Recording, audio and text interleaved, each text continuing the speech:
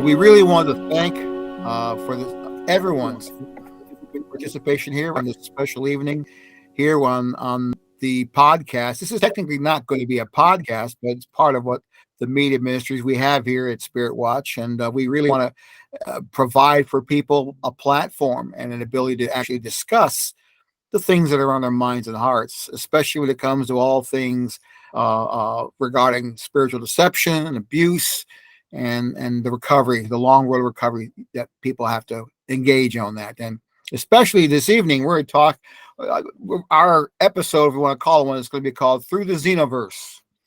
And we're going to be talking about all things Xenos. And of course, I think there's no agenda, there's no meeting, but maybe each of you for the offhand chance, for those who just have never heard of Xenos and maybe tuning in, maybe you can give a brief intro of who you are and what you're involved with in terms of Xenos. And Vicky, I'm gonna start with you. Can you tell us what Xenos is? I mean, can you give us just a quick interview, a quick introduction to what that is? Well, it calls itself a church. I would argue against that.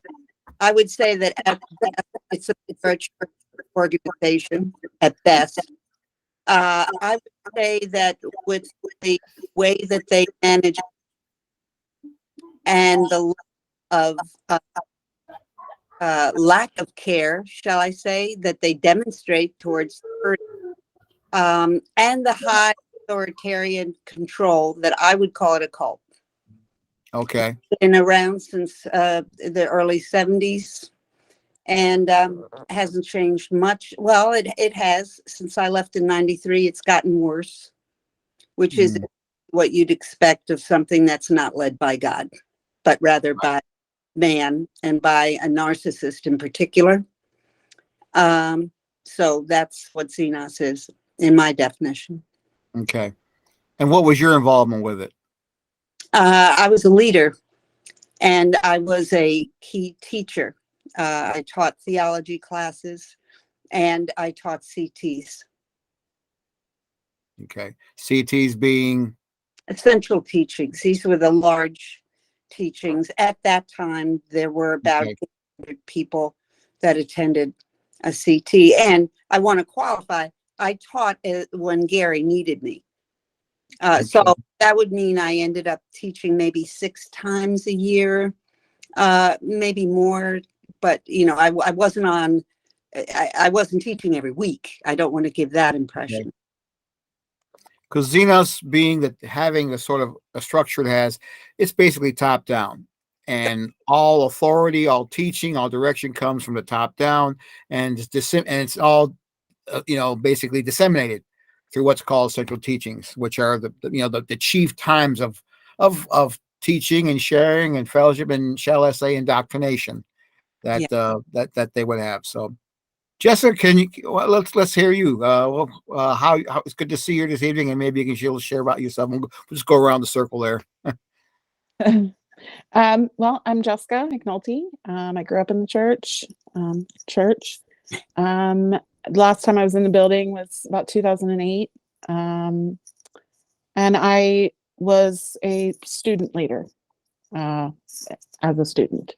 So I helped in middle school groups as a high school student, and I taught central teachings and in the high school level and the middle school level. Right. Katie?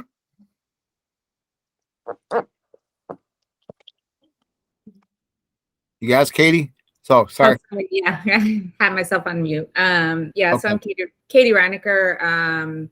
I didn't grow up in the church, but I started going with friends of mine from middle school. In fact, Jessie McNulty here is one of my good girlfriends from middle school, and we attended with one of our other friends from middle school onward, and sort of a small group for girls at the time, and then transitioned into high school when things became a lot more serious. I moved into a ministry house with the church when I was in college, and I left at the end of my freshman year because of the immense amount of pressure that I was put under in the house. I found it sort of impossible to meet the demands that I was under. And when I left, I was ostracized and shunned from that group. And so that would have been 2006 was the last time I attended Xenos. Okay. And Oliver, it's good to see you come on board, dude, after a podcast we have with you. We had a couple of podcasts. It's always been most instructional, but maybe you can share a little bit about yourself. And for those, again, this is for the behalf of those who may have never heard of Xenos. So Sure. My name is Oliver Long. I was a college home church leader. I was a house leader, one of the guys' ministry houses, cell group leader, and taught and helped lead a high school group as well. So college, high school. I started coming around when I was 16. I think I moved into a ministry house when I was 17, and I was there for a couple of years, left because of some like mental issues, started going back again for a few years after that. And then I was finally done probably around 2008, I'd say. okay. And that was done as in you actually left at that point. Yeah, I was out the door. I did not go back after that. Okay. Right. And Eric, once again, it's good to see you too. And maybe you can share a little about what common threads you have with these folks and where you've been. Okay, thanks. So I'm Eric Smith, and I came to Xenos back around 1984, and left somewhere after 2010, I believe. So we're looking at about 25 years, maybe 30. So I was in it a long time. Started in Columbus, was there for about 3 years. Got fully immersed in the system and the indoctrination, bought into it, and then was asked to go on a church plant in Cincinnati, Ohio. And so I did that around 1987. It was in Cincinnati where I kind of rose up the ranks. I started as a small group leader, which we call cell groups, then a home church leader, and then ultimately I was an elder, which is basically the highest level you can achieve in the system. And I was probably an elder for maybe 15 years or more or less. And that involved teaching, like everyone said, teaching at every levels, teaching the weekly Sunday meetings almost every Sunday, just overseeing the church and making big decisions with the other team of elders. So, right. And I'm Rafael Martinez, for what it's worth. I've been as they say in the South, I have no dog in this hunt. Okay, I'm not even trying to hunt anything. I have never been in Xenos. I'll make it very clear. I've never wanted to be in Xenos. I'm a Christian minister. I've been in the ministry since 1983. Been licensed with the Church of God of Cleveland since 1991. But I've always had a concern for people who undergo spiritually abusive and extreme things. That's all. I've always had just a great desire to see people who've been affected by those things to come alongside them, encourage them, and listen to them, and enable them to have hope, to understand that what they've been through was not normal, wasn't right, and that there was life beyond the holes that they were left in by their group. So, and each of you have you've fought your ways through those hours of crisis yourselves, and I just am so grateful. I'm so thankful to have met you and to come to understand just what Xenos is all about. I've often been, in a lot of the emails I've get ever since I've really started focusing on Xenos in the past almost a year now.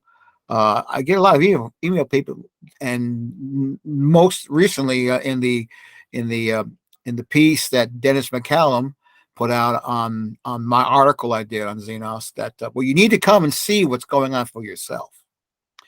And I wonder about that. Since why is it so necessary for me to take this next step and go in and sit with people only to be snowed, only to see only what they want me to see, and that's the problem I have with taking the kind of approach. There's thousands upon thousands of people that have been in and out of Xenos, who have completely different stories, and you folks are the ones who have been on our podcast, on our Where Are We Going podcast on the rss.com website, and you have told your stories. You've shared with me, and each and every one of you, I'm just wondering why I need to disbelieve you, why you are just to be viewed as disgruntled people, why you're just viewed as troublemakers, as people who couldn't spiritually hack it. Why is it somehow questionable for me to believe what I'm being told by people? I mean, we got involved as a result of a documentary that was still forthcoming about Xenos, and we got to meet a lot of people. In 1 week's time, we met probably 15 or 20 people who were all at different walks of life, and they all were from all different places, both men and women, married and single, gay and straight, and they all told the same story, the exact same story, the stories you guys have told about coming against a religious system that breaks people, that views people as things, that takes the Bible and turns it into this incredible sledgehammer to use across people's heads, and that, but at the same time, look as pure as it can. And I'm been told that by these people emailing, you can't believe these people. You need to come see. You need to come see what's going on here at Xenos. You shouldn't be demeaning them by just listening to these disgruntled people's life. What would be your response to that? Why should anyone have to go to see the real thing? Why? Well, first of all, the reason you can't trust us is because we're all in rebellion against God. We're evil. We have plans to bomb their buildings and things like that. I'm joking, totally joking, in case somebody wants to quote me out of context. But the communique that they have, it's the same thing. And I used to do it myself. Anytime somebody leaves the church, there's something wrong with them. They may be leaving because they decided they wanted to go to church that they feel has more worship. If that were the case, there was still something wrong. Right. They may leave because they've stopped believing what Xenos believes. In the vast majority of the cases, they're leaving because they've been hurt and they're met with resistance in resolving those hurts and those abuses. And so they just keep saying the same thing over and over, I guess, to convince those in the fold that, there's few of us out there and we're all out to get them, and it's self-interested and at a front against God. So yeah, and that's the typical modus operandi. If you repeat something long enough, people could assume it's right, especially if you're repeating around people who are already predisposed to believe what you say anyway, right? Mm-hmm. I mean, that's what's going on. I was just going to say, what's weird is, I didn't say anything for, I don't know, 15 years after I left, anything at all. I had family members who kind of went down their own path with Xenos. My parents stopped going, I don't know, maybe 4 years after I stopped going. My sister and her husband stopped going probably around that same time. My younger sister stopped going maybe 10 years later.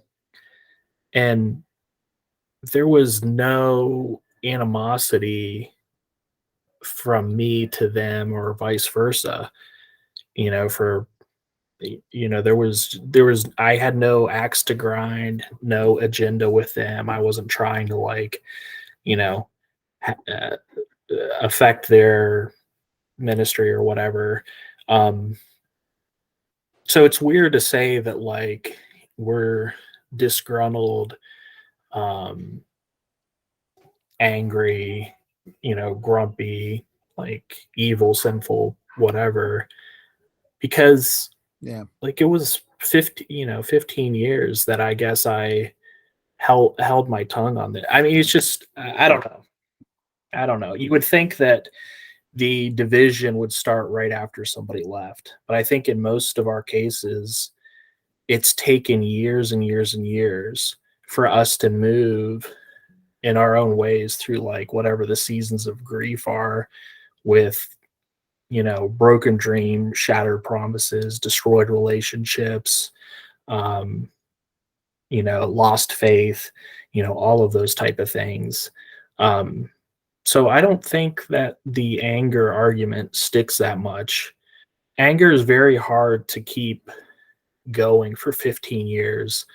It's usually something that would pop up right away and then slowly wither and die, because it's hard to keep those flames stoked. Now, I think this is, something a little bit more than that, that as people have matured, as they've learned, and as they've looked back, that's what sparked the anger, when maybe before it was just, shame. I mean, I felt shame for years, embarrassment, felt like I had failed, as a leader, felt like I had failed the people I loved. Those were all things that I felt.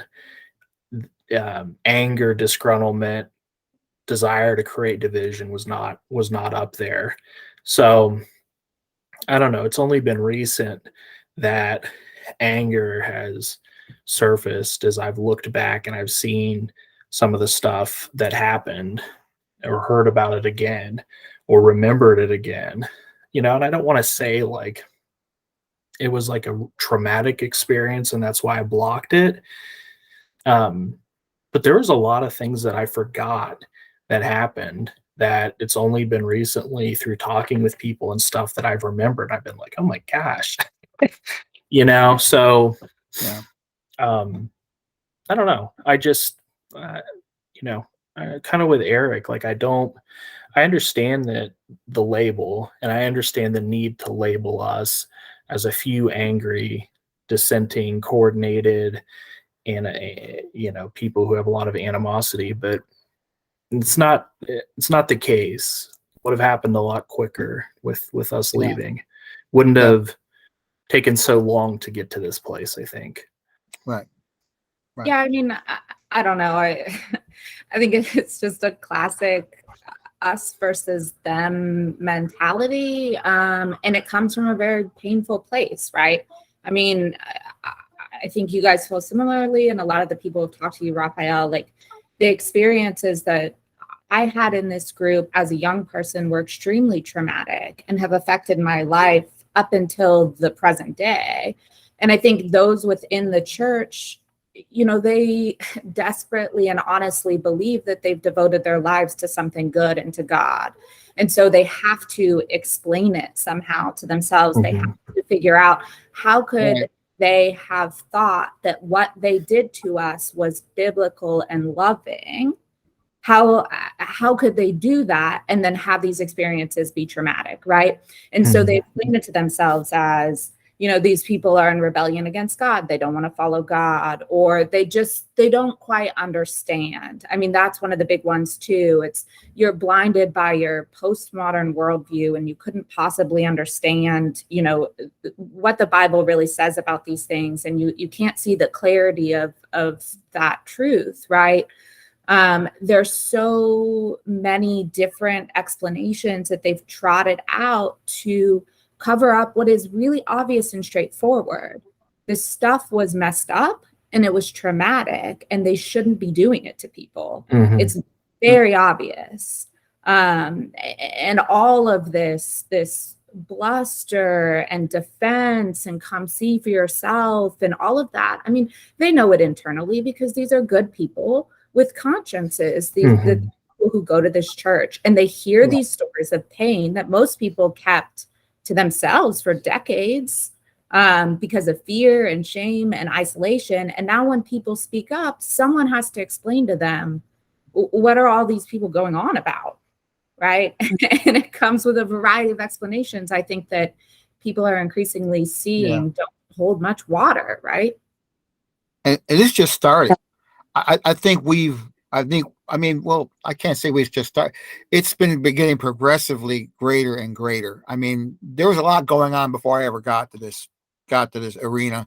And I know that you guys have been held far. I mean, Katie, you started your own website, which I'm sorry, I'm having a senior moment. What is the website, your website's URL again? Well, it's kind of a funny story too, because, okay, so the website URL is Dwell.cult is a cult.com, which is kind of a mouthful. And the reason it's a mouthful is when I went to buy the domain name for Dwell.cc as a cult, the church had already bought up those domain names before they changed their name. So, I mean, that should give you a little bit of a flavor of, what we're dealing with here. So, and maybe if I was more creative, I would have come up with something better, but that's what it is. Dwell Church Columbus is a cult.com. I think that in my case, I knew that I had to forgive, right? Because I had to make room for God to have vengeance. So I shut up. I didn't speak up for almost 30 years. It'll be 30 years in 2023. Wow.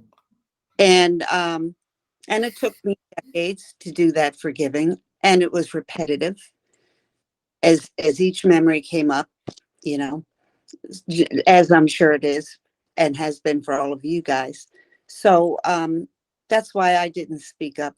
I think at the top level, they don't know they don't understand trauma. They are not traumatized. They do not go through what they put other people through. The fracturing of relationships by splitting up ministry houses, by splitting up churches, the discipline, for heaven's sakes, we don't have to trot it all out again, but Dennis McCallum has been so deserving over the years of the most extreme discipline that he has ever meted out to anyone else. Yet he has not undergone it. So he has no idea what it's like to have an entire church there and confront him. And I think that's true for all the elders. Now, of course, maybe the other elders lead lives that are pure. I don't know. I certainly, in Gary's case, he was Dennis's foil, but he could have been disciplined because he knew things and he covered them up. Yeah. And he didn't do that. And he didn't do it twice. This was over years, over all the years that I was there. And so, they have no comprehension. What's trauma? What kind of trauma have these guys gone through? So there's that. But, Raphael, I think in some ways you're asking the wrong question. Fair. That's a fair observation. It is. Why should you go to Xenos and experience Xenos? Why can't the elders come to us? That's the biblical model. That servants, the leaders, are the servants. Yeah. They should be the greatest servants of all. Yeah. And so if there are all these people who have been, who are saying that they're traumatized, who are giving stories that are so similar. I listened to a podcast last night where a girl broke down in tears in the middle of it, sharing just one of the traumatic experiences she went through at Xenos. And I think, no, why, if they were spiritually mature, they would be coming to us. So why aren't they? Yeah. And Yeah. I think there's a lot of truth to that, because there's so many passages about how, the mature are supposed to act, even in the midst of people that they consider fools, even in the midst of people that are foolish, right? There's a sort of humility, and there's a sort of compassion and empathy, and those are the things that are so non-existent in any of our dialogue. It's I think it's been the most there's two things that have been the most telling for me, and one is listening to some of the clips that Jessica has continued to play, where you go back and you listen to them and you're like, oh my god. And then the second thing is just the way that people have chosen to interact with us.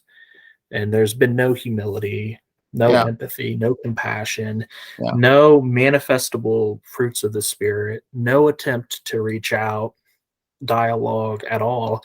I've reached out to specific elders multiple times, and I did that before I was on a podcast, or did that before I was being interviewed for an article or anything, and asked, please, would you get some coffee with me? I think you need to hear some of this stuff, and there's nothing. And I think that, to me, is the most telling about the character of the people that are leading that group. And it's frightening, and it's sad. Like, if you cannot listen to those who you've wronged, how on earth can you grow? Like, how can you lead? And they put up the walls and harden their hearts, and they're only going to continue to walk down this path. And it's very sad. But even if I was a fool, there's still a way to treat a fool, and there's still the shred that fool might say something, right that the wise could listen to. But the sad truth is that they don't think that they've wronged you. They think that they've acted in accordance with biblical truth, and that we just can't comprehend or understand that. Right. And ultimately, the tragedy is that they believe right is wrong, left is right, black is white. I mean, this is perfectly I've called it Orwellian. It's like 1984 all over again. I mean, George Orwell's book, where you can in 1 minute believe one thing so strong, and then we flipped it in another to believe just the opposite was the absolute ultimate truth. That's what I see in Xenos, and that's what I immediately saw when I started getting involved. It blew me away. Like Oliver was saying, I didn't begin speaking out until, again, probably 7 to 10 years after I left. And the impetus, the impetus for that was because of the Cincinnati replant. And I started to think of the fact that they're targeting the youth again.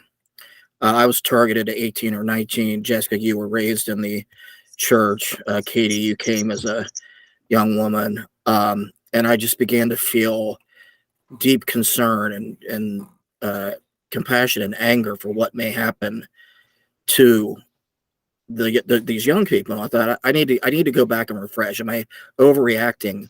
And that's when I started to sit. I joined the group, and just started looking through all. And then it was before all the stuff started hitting the fan, like the NBC reports, and then it was just a landslide after that. And then the clips that I don't know how Jessica does it, but she's throwing these out there every day, and I'm listening to them and I'm having that reaction like, my God, this is sick and disgusting. And I've forgotten about it.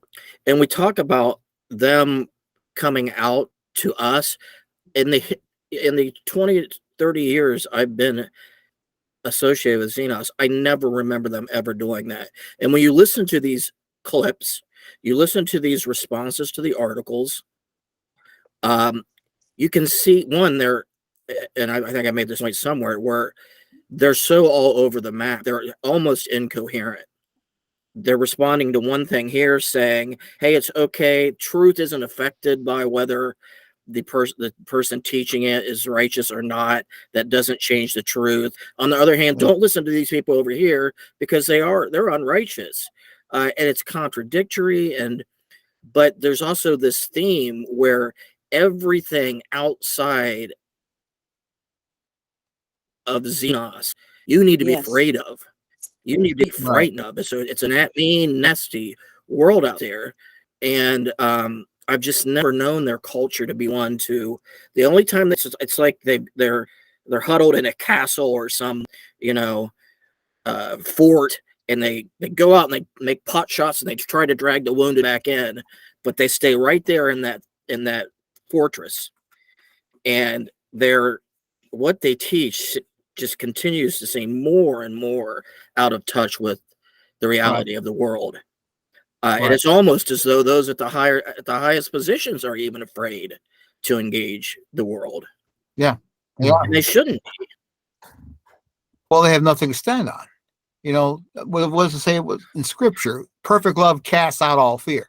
Yeah. Okay. If there truly is love, divine love, Christian love radiating from these people, then there should be no fear. There should be no evasion. There should be no desire to turn people off and demonize them. There should just be a willingness to meet people where they are. And there's not. There isn't. No. And I want to read something real quickly here that I think you sent some great quotes, Katie, on our text before we got on here. But this is from a book called My Father's Guru by Jeffrey Moussaieff Masson. He's a psychotherapist who wrote basically a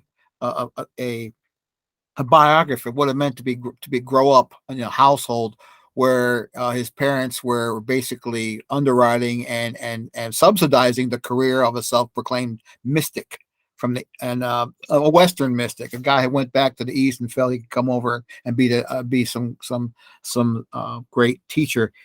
This is an incredible book and it's worth the finding, but he wrote something that he lived under that I think is really worth listening to. He says, to see deep into the structure of one tyranny is to understand something basic about all forms of oppression. It is totalitarian. Like other authoritarian systems, it requires a suspension and suppression of critical questioning. It demands unquestioning submission to a rigid hierarchical submission or structure. It centers on a cult of personality and it engenders personal intrusion and abuse. I mean, this is written about some self-proclaimed mystic. I mean, I'll show you the guy is that's the picture of the gang here, but this is some nobody from the 1950s who vanished, made his claims, came on the scene, vanished again. But you could almost say that was written about someone like David McCallum just yesterday, or Dennis McCallum.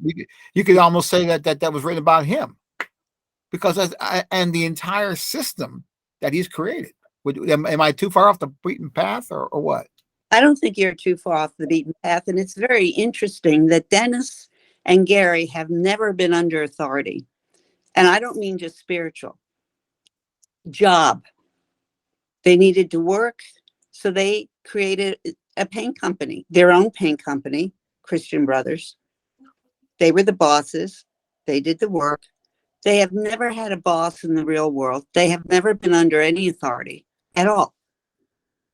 Wow. And that's very interesting then, that they're able to create then this totally authoritarian, and it's evolved into probably totalitarian, like you're saying, structure, and not not understand that everyone isn't accepting of this. There is some way that through the structures themselves, also through their own intellects, the power of their intellects, they're able to make people want to belong and be accepted by them. Mm-hmm. And Yeah. so that's when things start getting toxic, because now people's desires and insecurities are starting to come into play. And that's when you can't think straight. You're not breathing clean air at that point. You're starting to breathe toxic fumes. And so, it's the system, it's their personalities, it's their egos that just draw people in, suck people in, Yeah. And then spew them out. Right. This Xenos was the first place I really felt that I belonged. I was never a joiner ever in my life. And so it was the first group. It was very interesting to me. It was the first group that I felt like I belonged in, that I had a place in. Now, when it got down to the, how can I put this? More intimate levels, like ministry houses, that was a little different, because I almost got kicked out of a ministry house. And the only reason I didn't was I beat them to the punch. I knew what they were doing. They were going to kick me out of this ministry house because they didn't think that I was enough a part of the group. Yeah. I was in a home church from everybody else in the ministry group, thanks to the Xenos structure. But I knew when they were having this meeting, I knew what they were going to do. And I thought, nope, I'm going to beat them to the punch. And I did. I said, I'm moving out and whatever. And then I went on to, this is sickening to say, but lead my own ministry houses. But,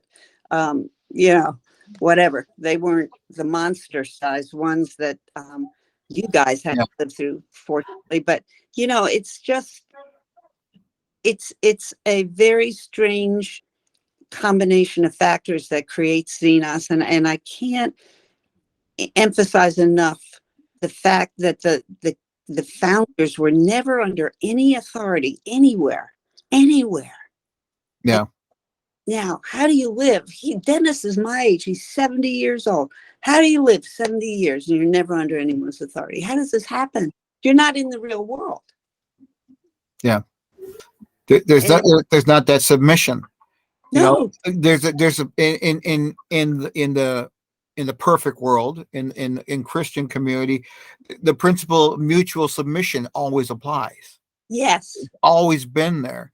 And unfortunately, and to Oliver's point, Jessica, you brought up some incredible audio clips showing that very thing, that they not only live under no authority except their own, and from that false authority, they're able to go ahead and demonize and dismiss everyone's objections completely.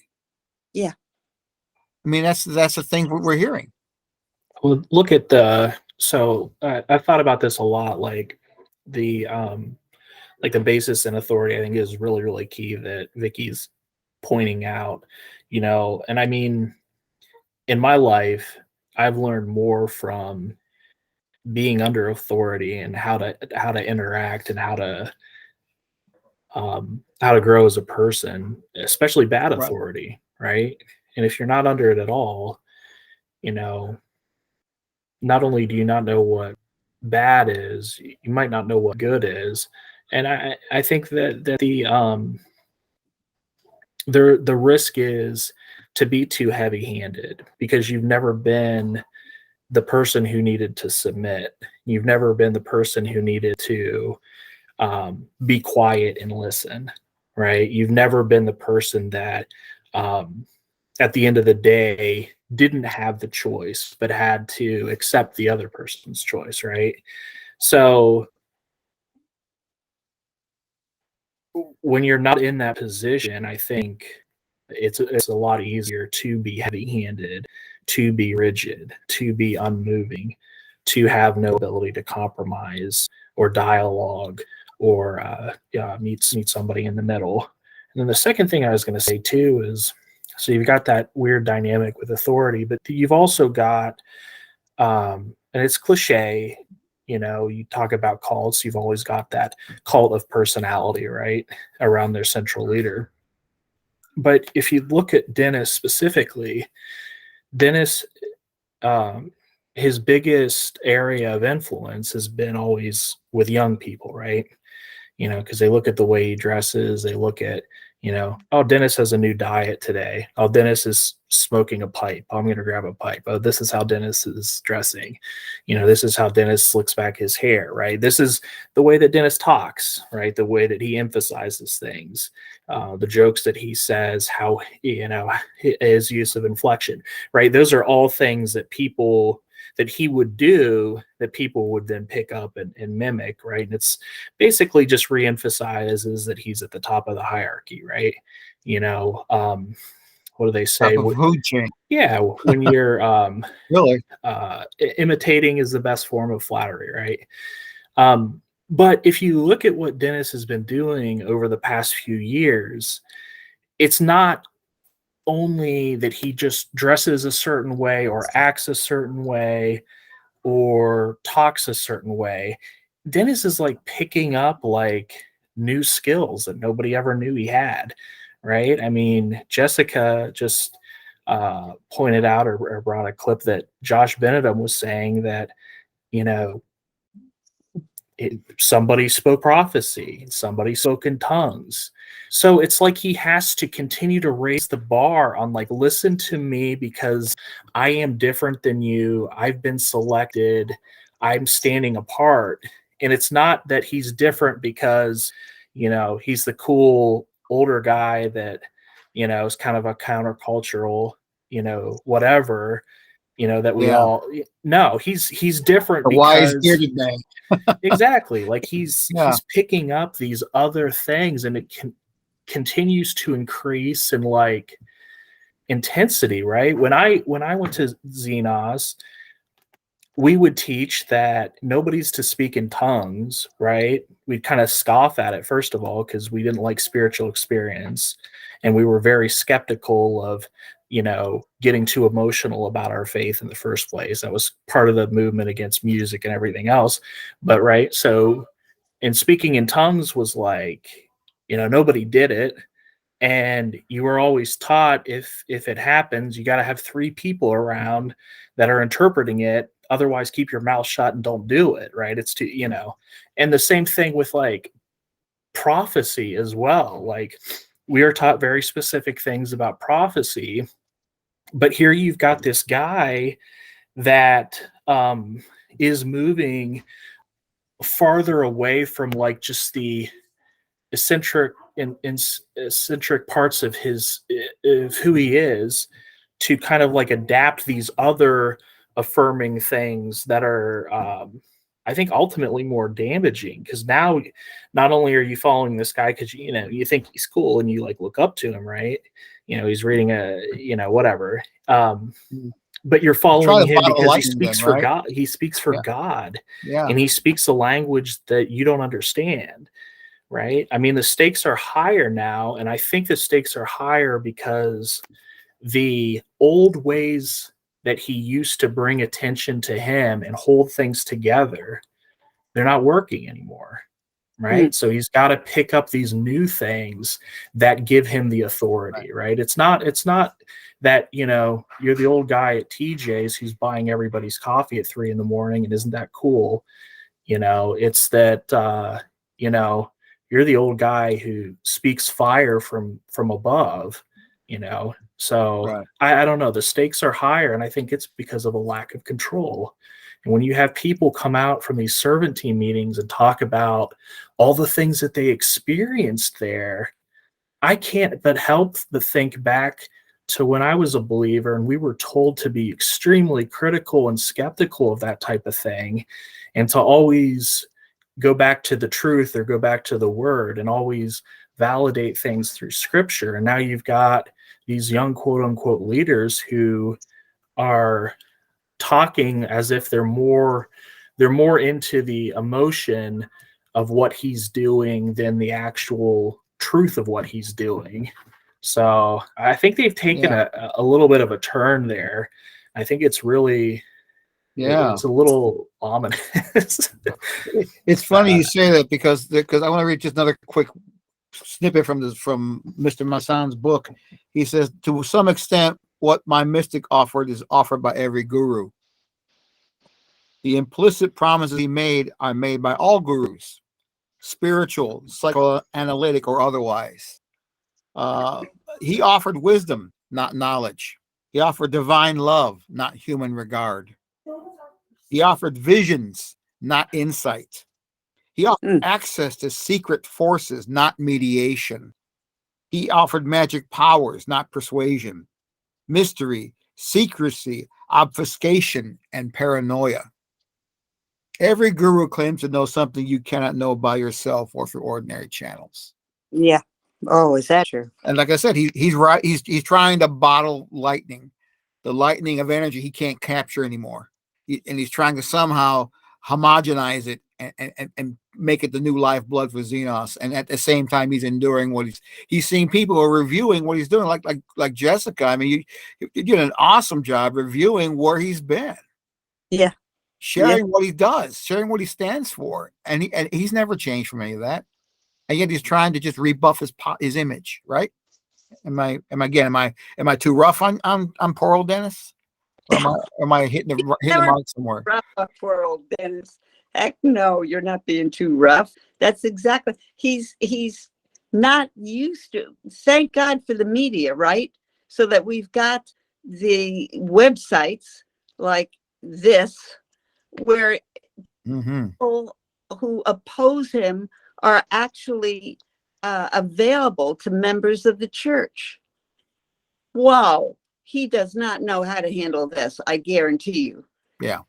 And so he's got to find a way. And that whole thing of critiquing your letter, that was his typical MO of, I've just lost everybody. I don't know what just happened, but that's his typical MO of shifting the game so that he doesn't have to address the real issues.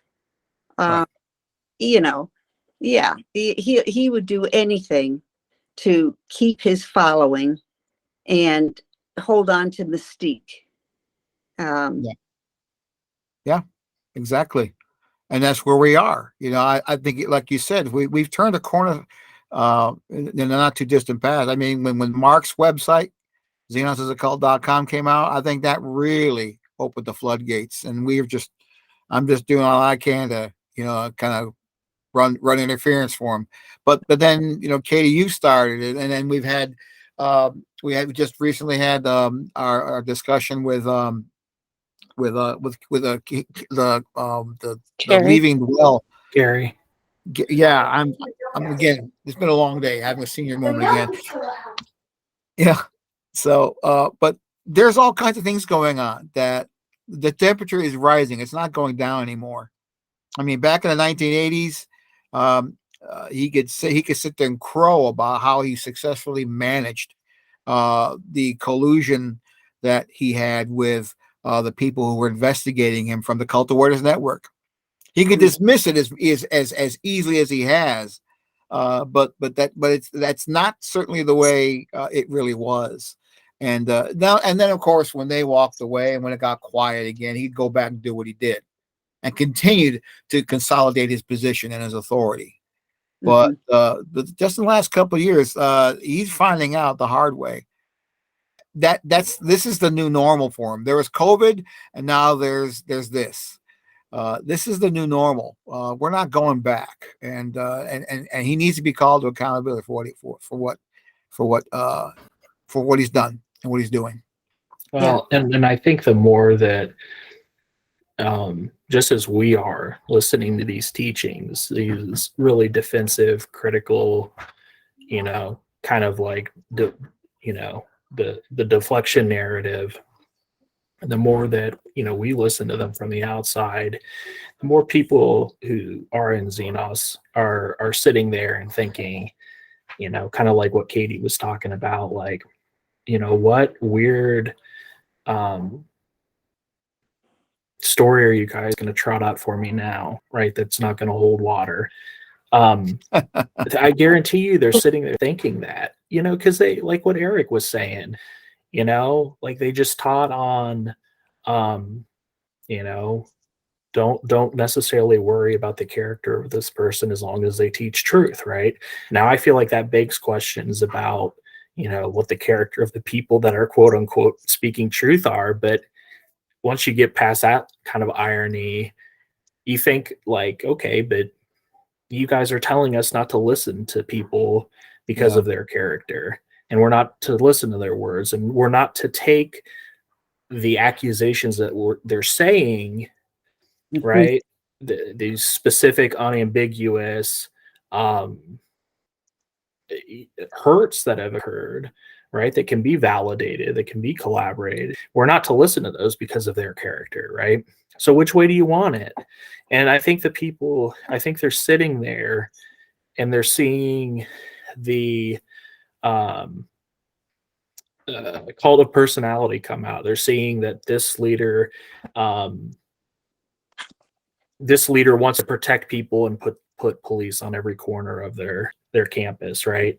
This leader wants to just revel in the fact of how great they are, right? This leader is gonna, kind of go after the personality or character of the people that are criticizing, right? So they see those things start to come out more and more.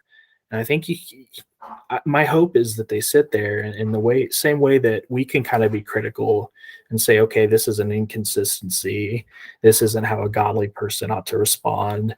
This isn't, this doesn't hold water to what I know and what I've experienced, and in some cases, this is an outright lie. They know that it's not a dozen angry people that Carrie, Mark, and Gail have brought together. They know that they're lying. Everybody knows that. And the more they talk about that, the more it will become apparent, to people. I really do think so. So the heat's on, and I mean, Dennis can hide behind the fact that now he's a prophet speaking in tongues, to give him all the authority he needs. But, sometimes resorting to spiritual experience doesn't necessarily counteract the little bits of truth here and there that kind of that we're speaking. Not to mention, I think the prophets cared about the poor, the downtrodden, and the abused. I've yet to see Dennis's prophecy directed at any of that. Yeah, exactly. Yeah, what was the prophecy, right? Right. Anytime you dabble with the ecstatic or the subjective or the experiential, I mean, you're gonna get an audience. You're gonna get attention. And I'm a Pentecostal minister. I understand that. I've seen that all my life. And one of the things that we're often criticized for is making experience and the subjective, elevating it to a higher standard than objective truth, than scriptural mandate. And that's been unfortunately a founded criticism amongst us. But at the same time, there is a foundation. There's a place that we have found. There's a balance between the two. Yeah.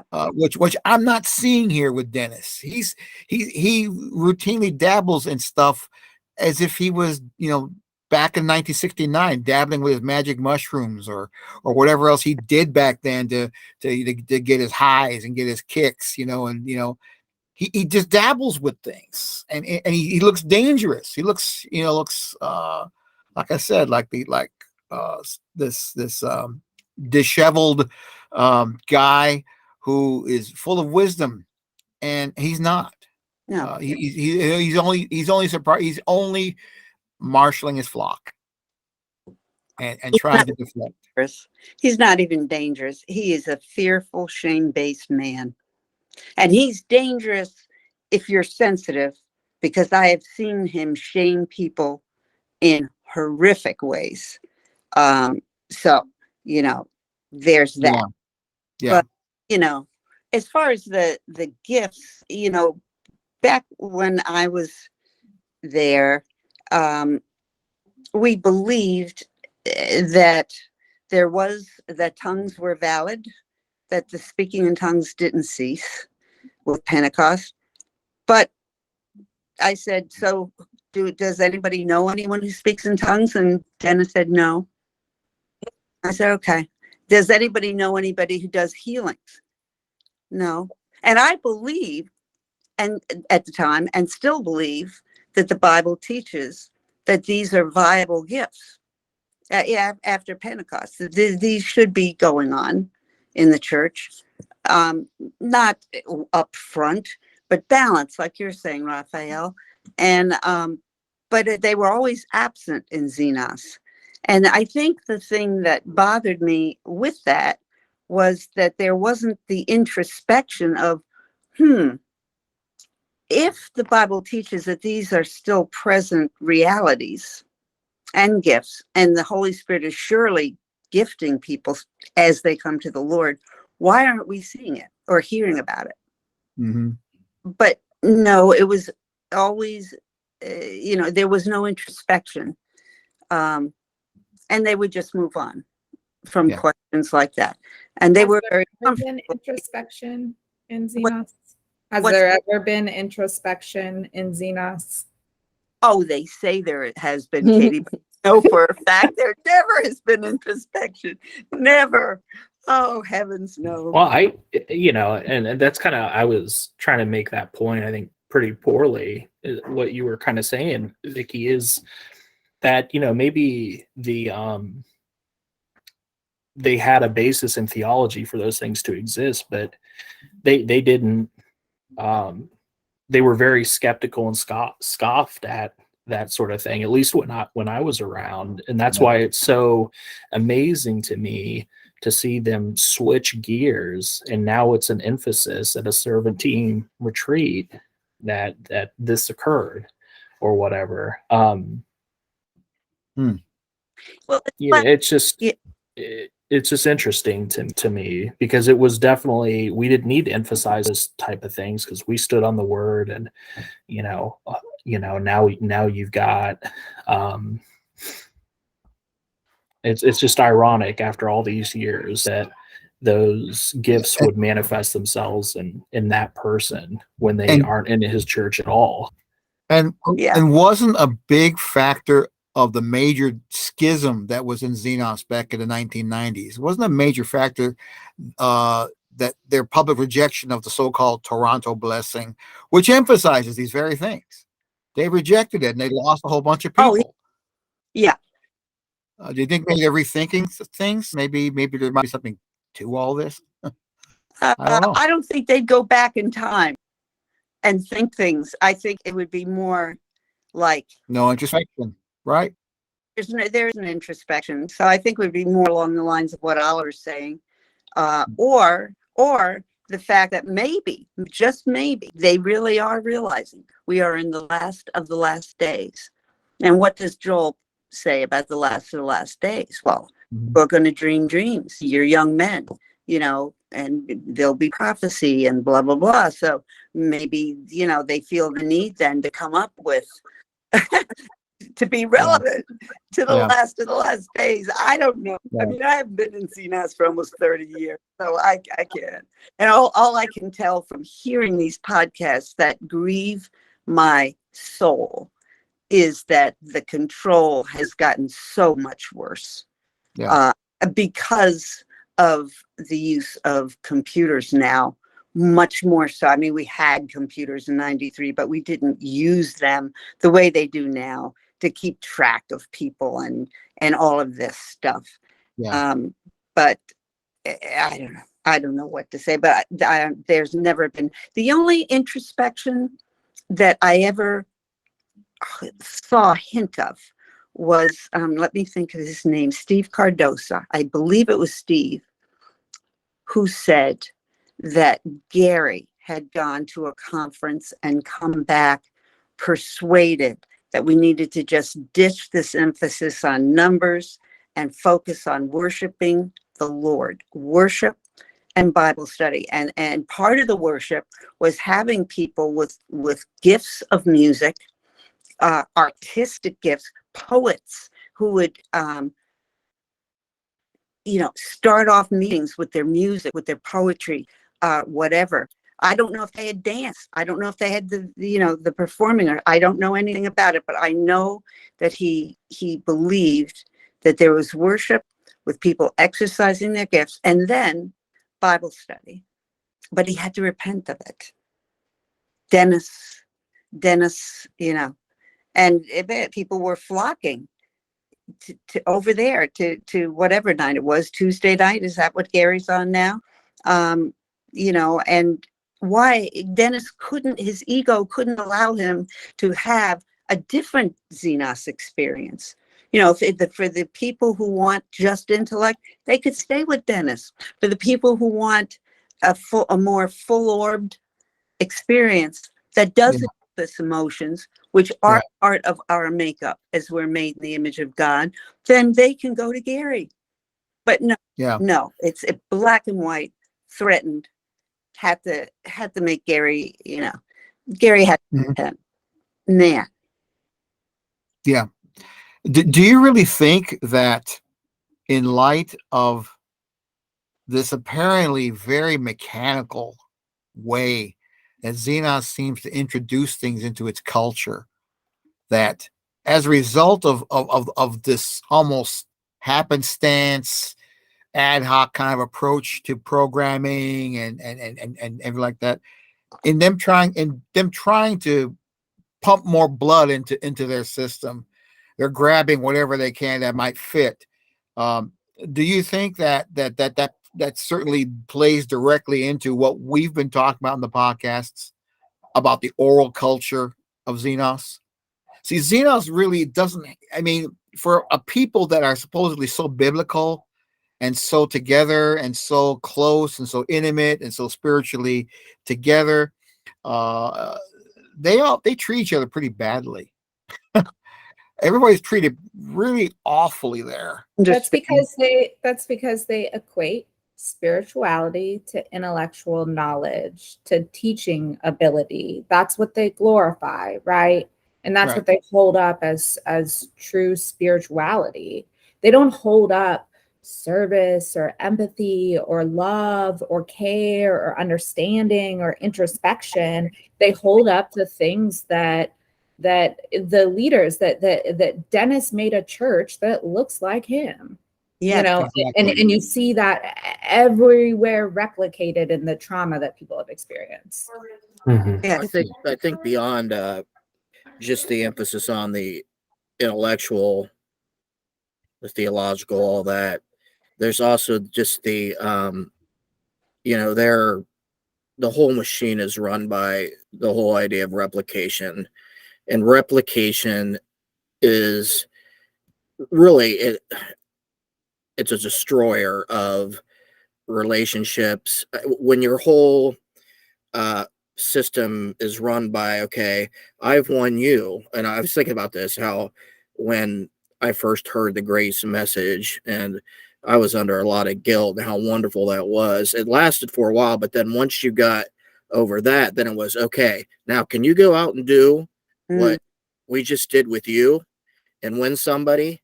And the pressure was automatically on. And from that point on, you are evaluated based on, one, your intellect, like Katie said, two, your ability to produce and create that pyramid.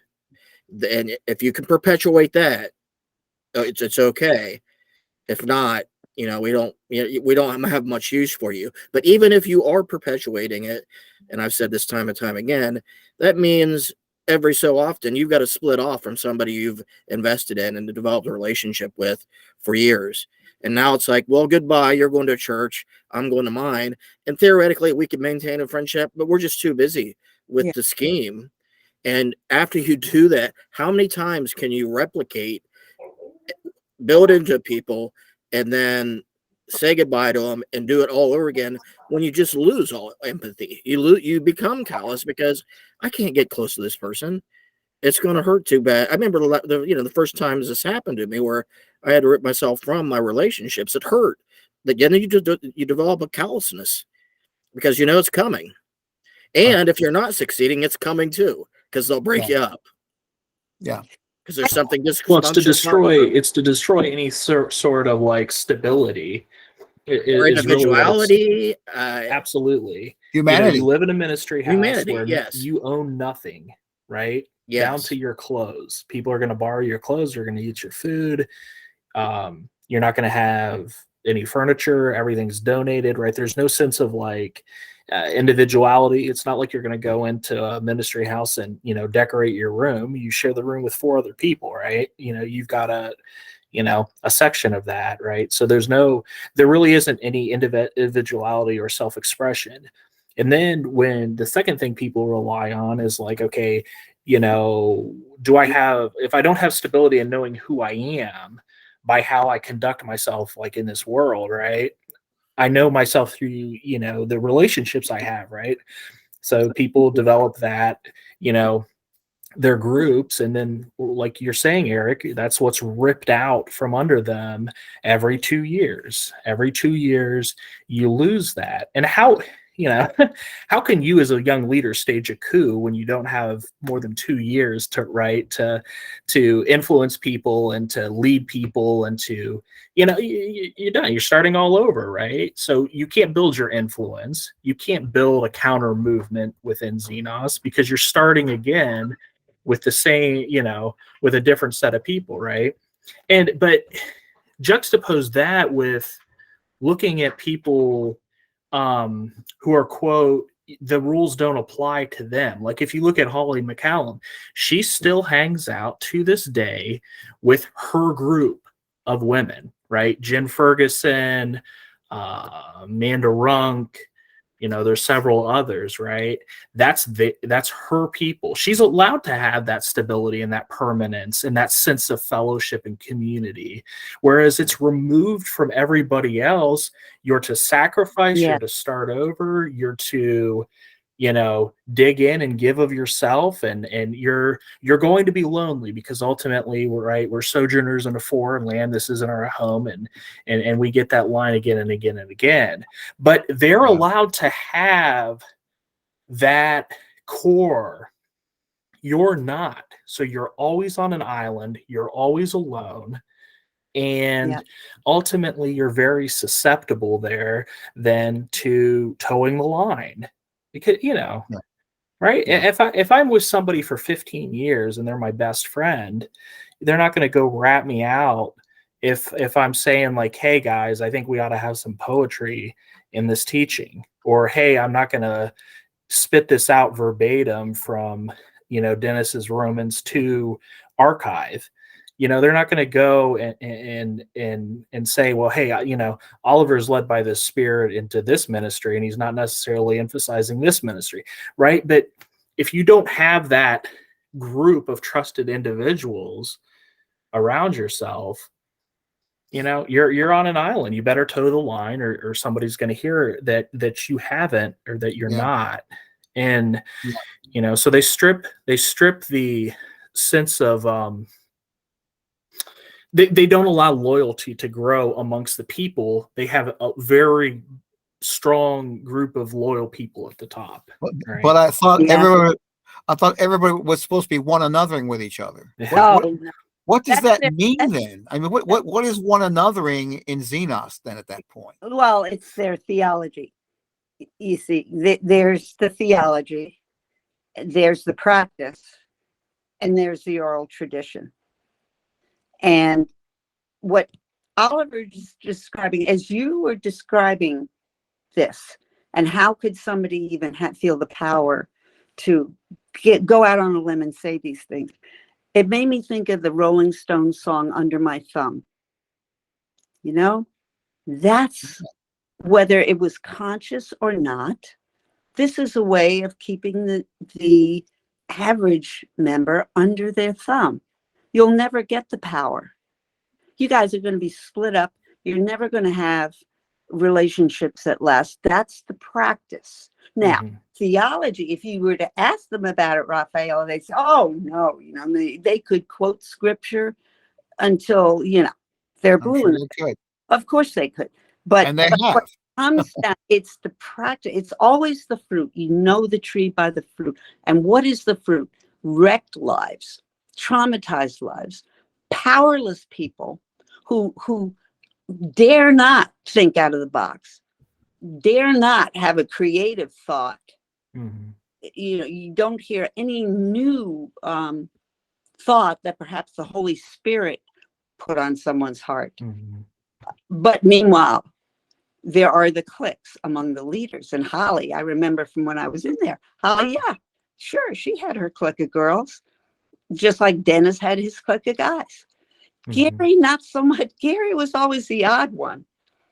He was not, I cannot remember Gary ever being affected by trauma and being taken away from his friends, but I also don't remember him being cliquish. Yeah. And there's cliques everywhere. It's human nature. When you got people together, they're going to, in groups, there's going to be closer relationships here or there. That's not a fault. That happens. It's not, but they don't last in Xenos with the underlings. Yeah. I would agree wholeheartedly. Once you get to an upper level, you can have, so, you know, I don't know, like where Conrad and Ryan and so forth, they can probably maintain close relationships because they're leading together an entire church. But when you're not up at that level, your relationships are changing all the time. And they'll say, yeah, and you can apply the one another passages to the person you're with right now.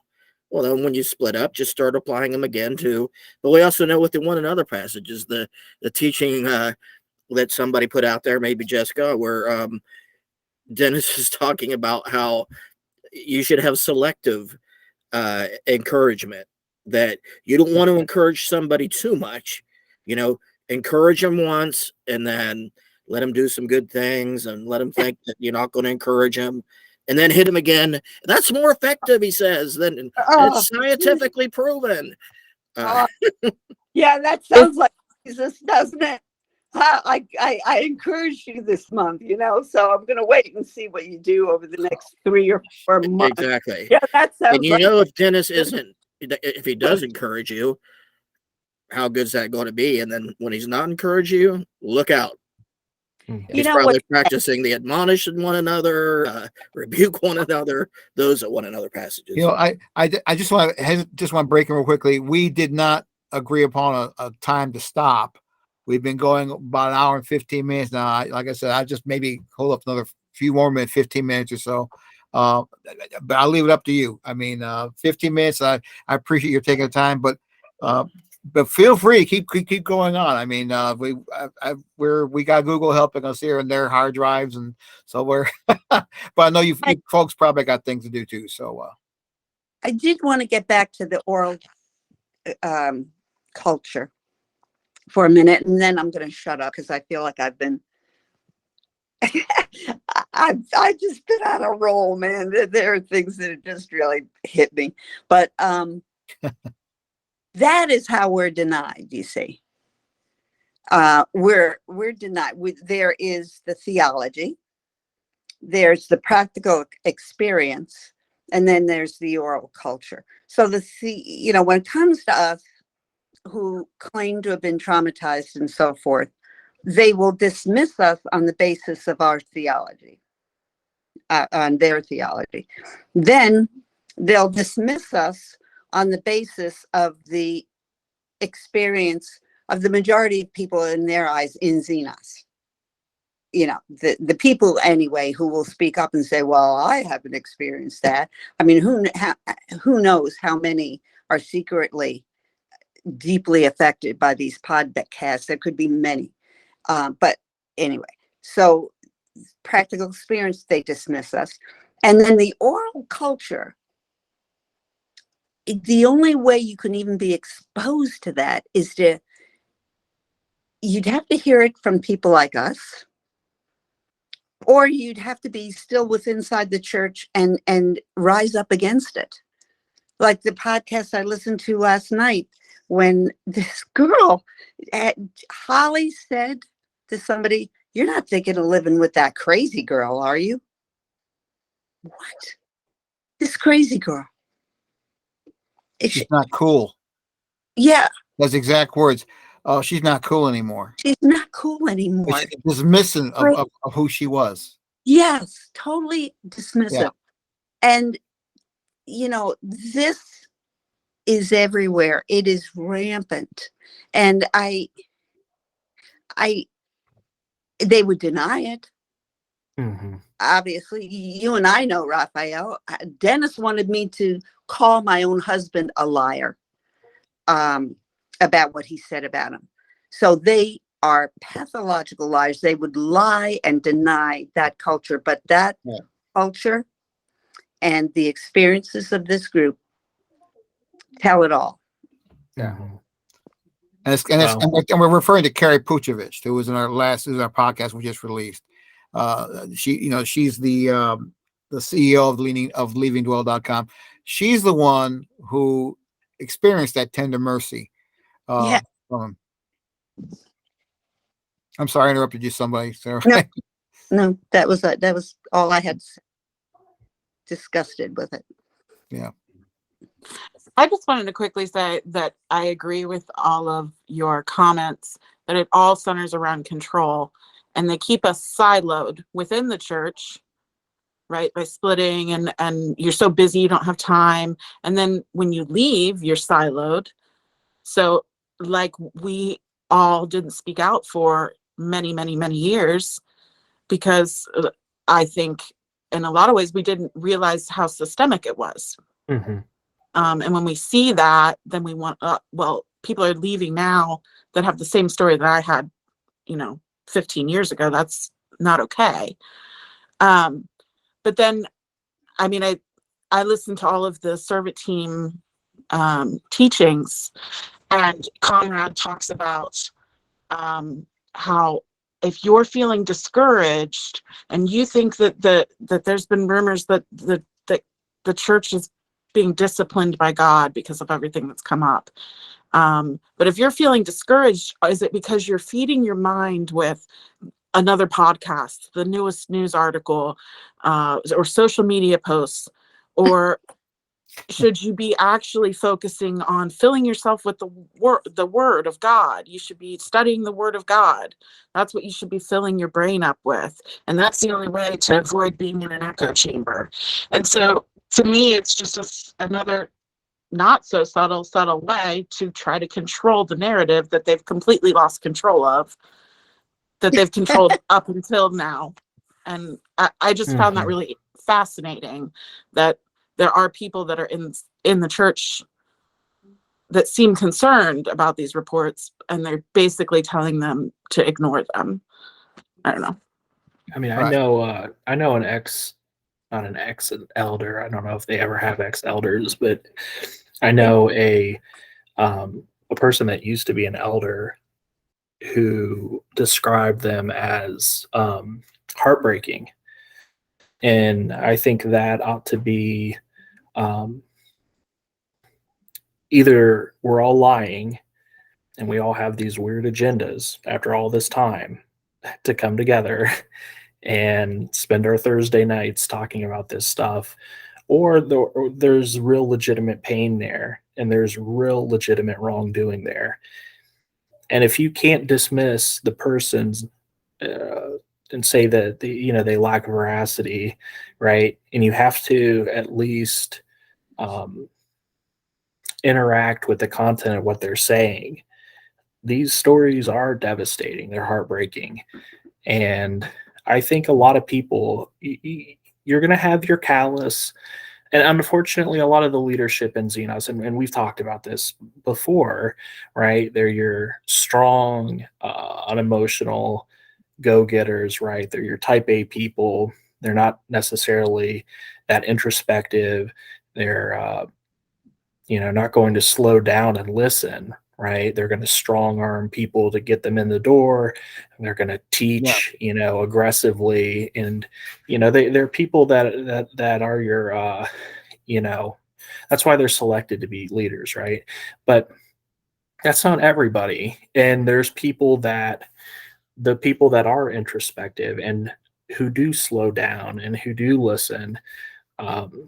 It really is my hope that, they listen to enough stories that, like I did, even being out of the fold, I listened to my sister, I listened to her friends, and then I started to remember my own experiences that I'd kind of clouded with personal shame, personal regret, because those are the, I can remember years after leaving, one Christmas Eve, I didn't have Facebook, and I got on my wife's Facebook and started to go to these people's, just to remember them. And I was so ashamed of myself for what I had thrown away, right? Those were the feelings that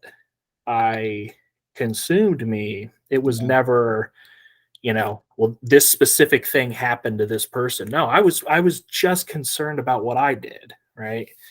What I did and what I needed to feel like I needed to undo and make right, and my failing and that sort of thing. So those were the things that I was dealing with, and I needed other people to start talking about things beyond just the emotion, right? That this happened, this is systemic, this occurs, this happened to me too.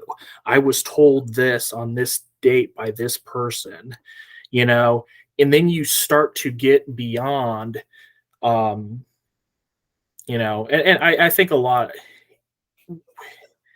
think I was probably way too hard on myself for far too long.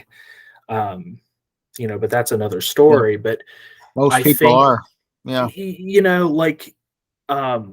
Once the specifics started to come out, and once people's experiences started to come out, and once I could no longer say, well, this is just a bitter person, or this is just, of course they failed there, right? The standards were too high. Or once I couldn't dismiss their stories, then I started to listen to them. And then I started to say, oh my gosh, I remember that happening to me. Or I remember doing that to someone else. Or I remember having the conversation with somebody about something similar to this. And in the words of the ex-elder, I hope it is heartbreaking. It was heartbreaking for me to remember. I hope it's heartbreaking for them to hear, because, for whatever reason, you can push things aside, like Katie's saying, and have, sooner or later you realize these don't necessarily hold as much water as I think. And you start looking a little deeper, and I'm really hoping that, now that, like Jessica's saying, now that they can't control the narrative, people do look a little bit deeper, start to speak their truth, start to tell their stories, and start to realize that they aren't there because they didn't leave because they failed. Maybe there was something else going on there, right? Maybe they aren't the bottom line. Maybe they aren't solely responsible, and they can look beyond that and say, okay, wait a second here. Yeah. I'll take my licks as an ex-leader there, but they can run, but they can't hide. Yeah. I mean, in the past, they could dismiss and brush off and deflect and hope things would go away. That's not happening anymore. I mean, and and we're hoping to continue these conversations. We're hoping to continue to have them. I just want to point out, I mean, based on what Oliver said and what Jesse said, I mean, Yeah. Oliver, what you're describing, I think all of us, we're coming back to this after, a decade or more being out of this church. And what you're describing, psychiatrists would readily recognize as the hallmarks of literally any type of abuse, sexual, physical, spiritual, that you walk away, you feel so ashamed, you don't even talk to other people about it. Like I know even with Jesse, we were good friends and we didn't talk about the things that we went through in the church or exactly what happened to us or how we felt about it or what it meant. That's what you see when people are physically or sexually abused, right? They take that on themselves in shame and they don't speak about it and they isolate themselves. And so, I guess I use that then as a segue to go a step further and say, one of the things that the church likes to say is that, oh, we're just close. We have close relationships. It's just broken people. And sometimes we hurt people's feelings and sometimes there's wounds there. And I would say, no, what you're hearing people talk about is a deep form of spiritual, psychological, emotional trauma.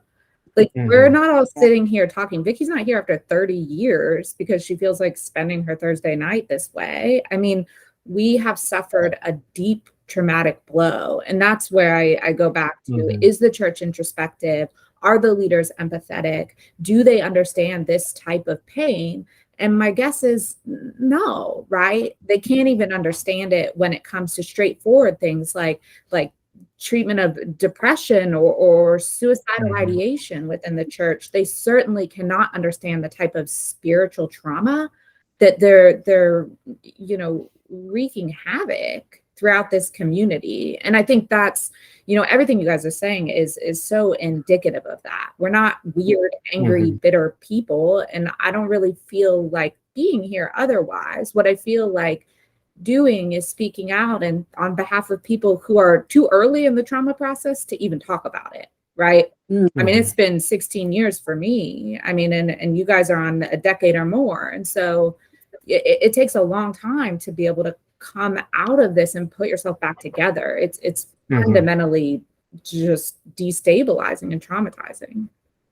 Now, what you're saying, when you say stuff like that and they hear others say stuff like that, and this has been this way from the 80s on until now, they're basically in the dark ages when it comes to understanding trauma, mental health issues.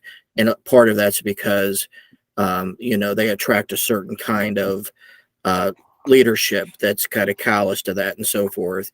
And so I always find myself thinking and hearing all the stories. I know what they're saying. These people are whiners. They're wimps. They can't tolerate, spiritual warfare. And yet I hear so many people talking about it. And I deny my own, like you said, it's taken me almost a decade, and now and I'm trained in trauma. And I still think, oh God, if I admit this, I'm a wimp. I'm weak, because that's the culture, that's the prevailing culture. But when you do hear something like that teaching that Conrad talks about, you got to be in your Bibles and not listening to that podcast, it gives me a little hope that there's people out there that are hearing this and aren't so callous and are saying, maybe it's okay for me to feel hurt by how I'm being treated. And what, of course, their response is just get in your Bible. And if you get in your Bible and you ignore that, it'll go away. And that's not true. And they think that all solutions to every problem is intellectual. Yes. And yet they don't trust that if you're training your people so well in the Bible, shouldn't they be able to hear a podcast and evaluate that podcast with their own minds instead of having you interpret it for them? And that's what they're doing. Conrad's up there trying to interpret it for them. Those podcasts are of the devil. They're going to depress you.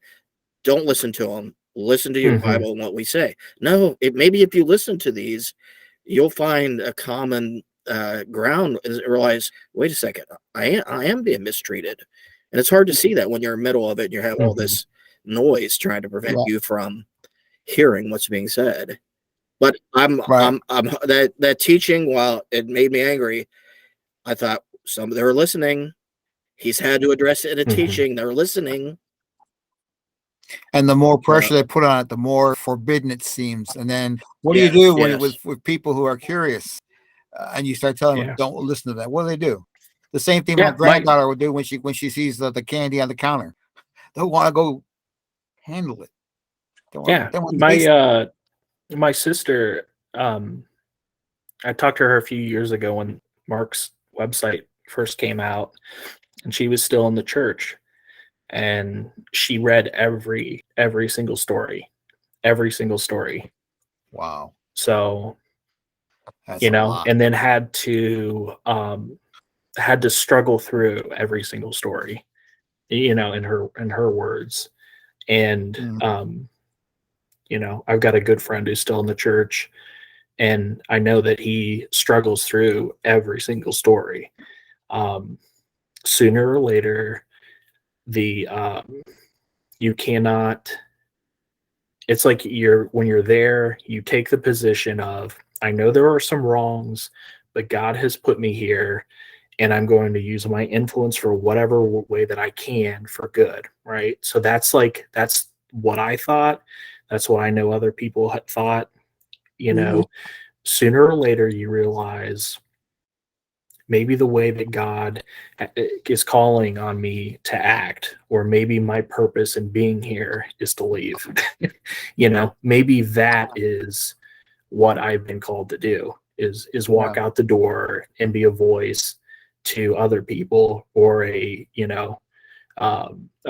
person that shines the way for other people to follow, and it, like we've all talked about, the control is so much, because if you live in a ministry house, you're addicted to $200 rent.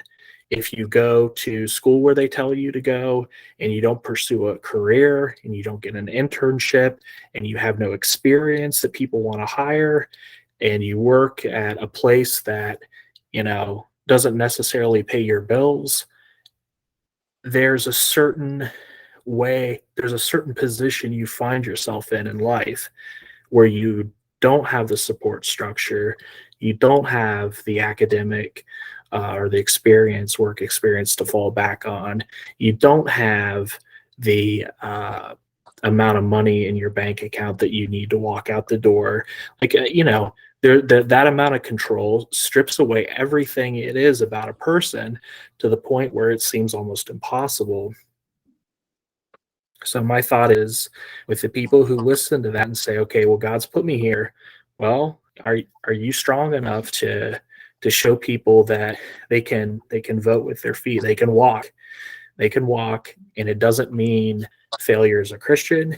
It doesn't mean failure as a spouse or husband. It doesn't mean failure as a leader. It's the realization of those things in that calling, that you can walk and stand up like that, because the only thing Xenos has duplicated, and they talk about, like, we won this amount of people, or we brought about this amount of kids, or whatever, right? Their church is still the same size, as it was 25 years ago, right? The only thing that they have duplicated is the amount of misery and hurt and pain in the people that have left. And if you want to be used for God, and if that is your calling and that's your desire, to be that city on a hill and that light to the world and the lost, maybe there's a better place. Maybe there's a more, a better fit for you and for, hopefully the people that you help walk as well. Because, we're all living proof that it's very, very difficult to walk away. It's very difficult to walk away, but I think we're all living proof that it's possible, that true healing can happen. And I think every single person on the podcast, etc., would say my life is better off for it. My relationships are real now. I have purpose. I've got an identity that stands apart from what so-and-so thinks about me, right? These things are, in Xenos, they would say, well, in the world, you have these crutches, right? Well, my crutch hasn't ever broken under me, right? Well, your crutch is the church. But I got to say that the other things that people put hope in, a friend who's not going to desert them, that's possible outside of the church. It really is. A family, that you can rely on. I got rebuked for spending too much time with my family. I didn't think I could have a relationship with my mom and dad and go to the functions that I needed to go to and then still go to the church, right? So that was a sacrifice I was willing to make for the church. But I remember when Nate pulled me aside and rebuked me strongly and said, in the end times, as a son, this is, your father, yada, yada, yada, right? He took this passage out of context. But my point is, these things the son will be against the father. Yeah, these things that you're told you cannot rely on, that you can't have. It's there's a lot of BS. You can, right? Yeah, basically, yes, exactly. Yeah. I think all we need to know is what Conrad said in that teaching about how the church is their primary reason for existing is not to heal the wounded and to be a refuge from the world. That is to think that is distracts them from their true mission, which is to save souls. That's what he said, and I would just challenge anybody that is still in the church that is maybe listening to this, that I want to know, do you want to follow leaders and a church that will not prioritize kneeling with the wounded, especially when the wounds are wounds that they caused? Yeah. Mm-hmm. Yes. And not just that. I mean, Jesus Christ, like, you want to save souls? Part of that is dealing with the wounded. Mm-hmm. Like, look at all of us. Like, look at the stuff that Jesse, like, we did when we were just kids for that church, and bringing people out, people we brought out who are still robust members of that church. And it's like, think of the damage you do by destroying people, even for your own cause. It just doesn't actually make any sense. It's a fig leaf to disguise their own moral failings and the bankruptcy of their theology. Mm-hmm. Right. Can't agree more than that. So we can keep going, folks, but we're right about an hour and a half. And I know, like I said, maybe I would love to have y'all back again sometime, though. But do you want to keep going? I mean, it's up to you. I think that was a good summary. It's a great summary for future discussion. Yeah, it really is. But, well, I want to again just thank you for coming on and sharing, because I would love to have y'all back, and we'll be a little more focused, and maybe we'll arrive at a topic to talk about. But really, your voices need to be heard, and that's why we're doing this. People need to know that not all that glitters is gold in Columbus, Ohio, at the Xenos /Dwell compound. It's not all, hearts and flowers. There's some things going on there. There have been abuses going on there that have been going on for a long, long time, and the truth's coming out about them. And so be it. That's what needs to happen. If you're in Xenos, if you're in Dwell, if you're whatever you want to call it, whether you've just signed aboard, whether you're listening to a podcast for the first time, whether you're tuning in, or whether you've been there 30, 40, 50 years. Maybe Dennis, you'll be listening. I'm sure you probably will. You're hearing the voices of people who you've known, whom you brought alongside, who believed in you, who felt you had a vision, and felt that you were bringing something that was good to the world. And they're coming and testifying as something entirely different is going on. You can't ignore it anymore. And you can't ignore the fact that what this basically is an organization beginning to crumble under the weight of its own failings. And we want I want to join with you in what everyone's been saying. If you want to stay and fight to change the system, you can, but you'll have an uphill battle, and it may be just something you need to really think about. Reconsider you had an alternative perspective on the way things are there, and we're hoping you give some thought. Anyway, would everyone like to give a final thought? Round robin real quick. Anyone want to? Starting with whoever. I appreciate you letting us have this time. I think that we